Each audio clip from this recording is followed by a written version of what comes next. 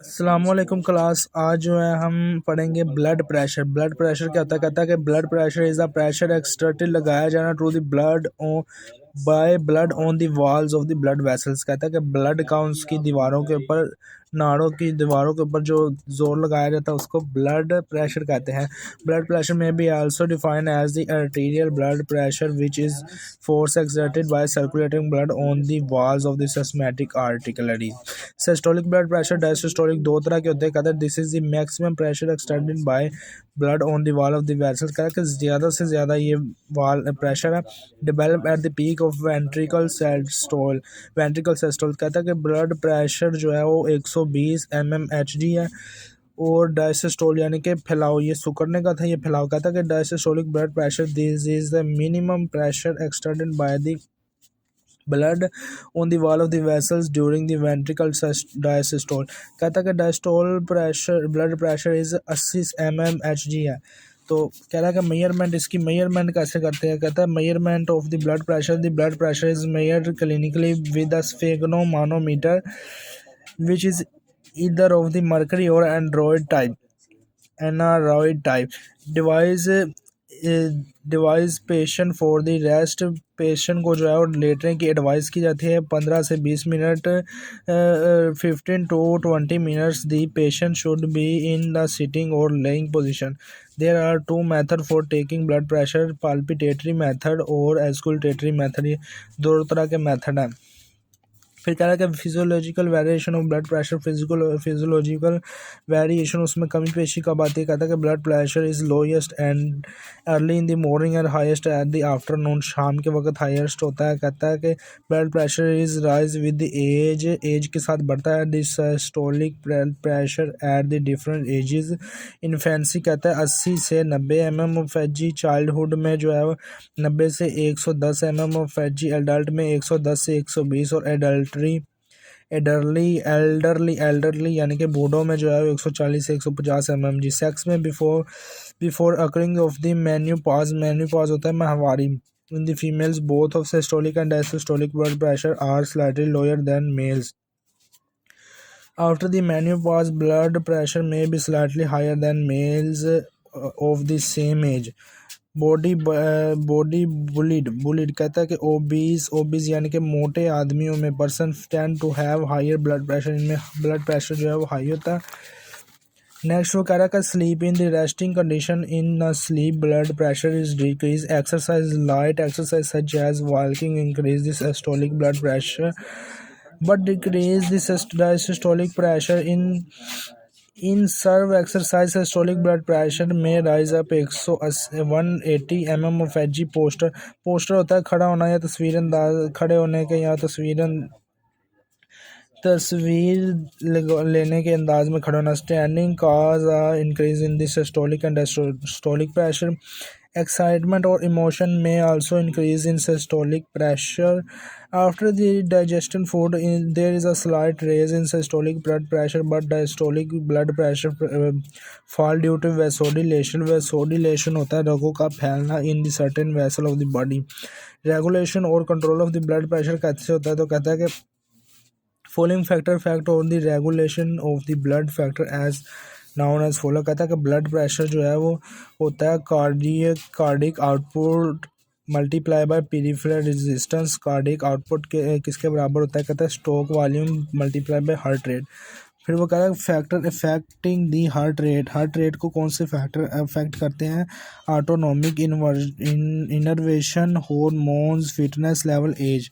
Factor affecting the stroke volume SV। Stroke volume को कौन कौन से फैक्टर अफेक्ट करते हैं? कहते हैं heart size, fitness level, gender, contractility, duration of contraction, period, EDV,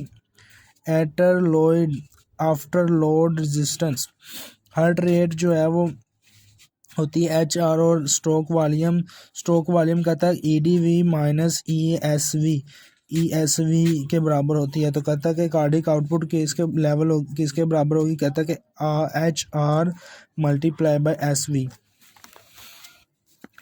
next table वो कह रहा है कि ब्लड प्रेशर की कैटेगरीज हैं। वो कहता है कि हाइपरटेंसिव नॉर्मल जो है blood pressure, systolic blood pressure और डायसिस्टोलिक। कहता है कि सिस्टोलिक ब्लड प्रेशर नॉर्मल कब होता है 120 पर, और हाइपरटेंसिव कब होता है 120 से 129। हाई ब्लड प्रेशर कब होता है, high blood pressure stage 1, stage 2 and stage 3। तो कहता है कि स्टेज 1 पर 140 से 159 और 160 से हायर होता है हाई ब्लड प्रेशर स्टेज 2 में। और इधर वो कह रहा है कि hyper tension crisis emergency needed, emergency में जो है वो 180 से हायर हो जाता है। फिर डायसिस्टोलिक प्रेशर कह रहा है कि 180 पर नॉर्मल, स्टेज हाइपरटेंशन जो है 80 से 89 जो है वो। उसके बाद हाई ब्लड प्रेशर स्टेज 1 जो है वो 90 से 99, और हाई ब्लड प्रेशर स्टेज 2 जो है 100 से अबव, और एमरजेंसी नीडेड में वो 110 इसकी होती है वैल्यू। फिर वो कह रहा है कि पल्स, पल्स क्या होती है, नब्ज़ लेना, नब्ज़ चेक करना।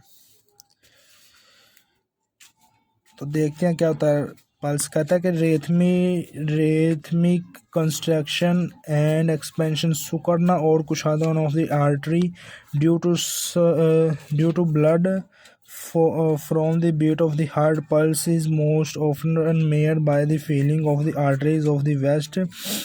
It is also pulse through far weaker in veins.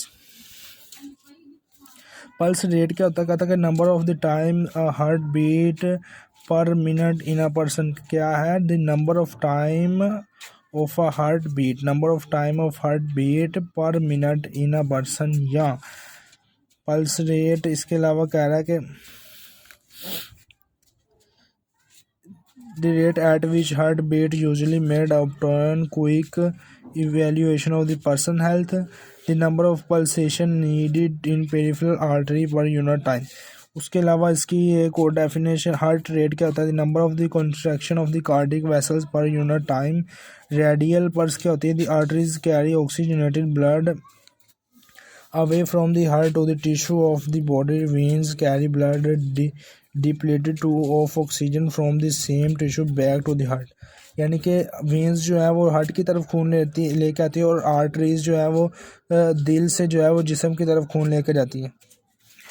Arteries जो है वो खून दिल से खून जिस्म की तरफ, और वेंस जो है वो जिस्म से खून दिल की तरफ।